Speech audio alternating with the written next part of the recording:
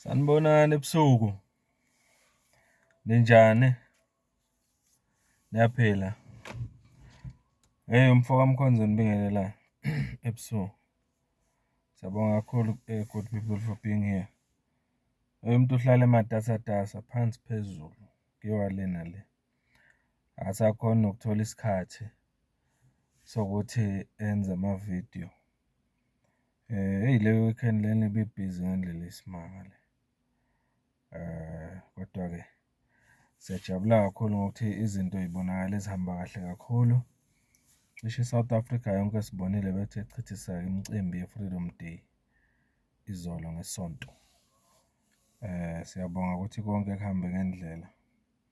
Kodwa-ke into engiyiphawulayo ukutrenda koMkhonto weSizwe Party obusey'ndaweni ey'hlukahlukene, uhlangene nemiphakathi, ubuyele kubantu uyo-celebrate-a kunye nabo lo suku lwe-Freedom Day. Okuye kwaphawuleka kakhulu ukuba khona kwababa uMsholozi, umholi wethu we-MK Party, njengoba ebediliva leya lecture ngoSolomon Mahlangu. Siyizwile cishe sonke, sizwile uMsholozi ukuthi yini ayishilo noma ayikhulumile. Ngoba ukuphawulekayo siyathola ukuthi uyena muntu ubaba uMsholozi owayemazi kahle uSolomon Mahlangu, ngoba kutholakala ngazi ukuthi uyena owamrecruiter ukuthi abe i-social uMkhonto weSizwe uMsholozi. So siyabona ukuthi umlando wakhe ubumuhle kakhulu. Sibone ngisho iy'ngane ey'ncane lapha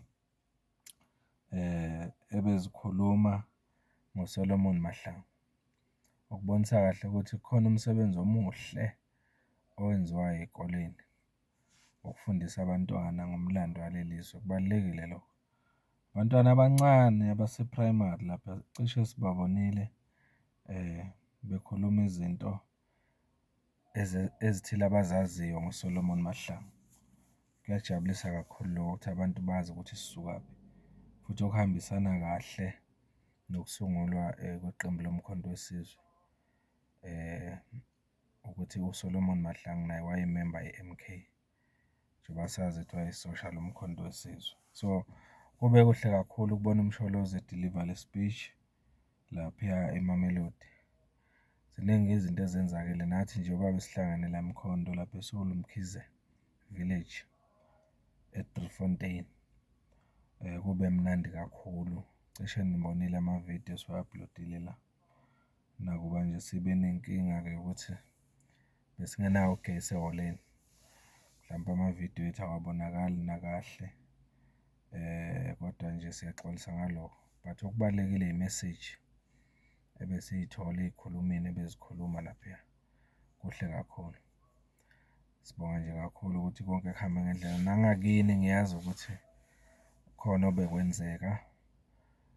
Futhi-ke nani mhlampe nilijabulele usuku lwe-Freedom Day obelibungazwa ngenjongo yokuthi abantu ba-understand umlando waleli zwe ikakhulukazi.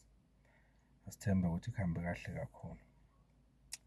Ake ngithathe leli thuba ngibonge nje kubo bonke abasaphotha le channel ngey'ndlela ey'hlukahlukene. Njengoba sibona la phezulu nginokufaka lapha nawo ama-bank details kulabo abafuna ukulixhasa le channel noma ukuxhasa le channel ngey'ndlela ey'hlukene. Yabona njengoba bengihambile nje ngiyokhava le event le yaseSoul Mkhize, njengoba ngiyilethile nje la. Cishe ngiye ngahamba nga-drive-a about 50 kilometers ngiyofika lapha ukuze sikhone ukuthola le event ngiyikhave ngendlela eniyibona ngayo la. So ngiyasizakala kakhulu, ngiyalekeleleka kakhulu uma ningisaphotha ngale ndlela. Ingakho ngizo-appreciate-a kakhulu. Yabo nje namhlanje ngiye ngathola isipho esi-special esivela komunye wama-viewers wami la. Nali nje igama lakhe uDonata. Donata Ngiyabonga kakhulu Commander Donata ngendlela ongisapothe ngayo, ngakhona ukuthi ngifake ipetroli ngoba ngikhona nje ukwehla ngenyuka la. Sekuningi esikwenzayo bafethu. Ngiyabonga kakhulu. I-channel yethu siyayikhulisa kodwa ngokusaphothwa yini sikwazisa kakhulu. So nabanye abanesifiso sokwenza kanjalo bangasebenzisa lama-details lawa aphezulu ukuthi balekelele i-channel noma basebenzise leya namba elapha phezulu uku-WhatsApp, baxoxe nami, basapothe ngendlela kodwa okubaluleke kunakho konke yilokhu. Uma nje usubscribe-ile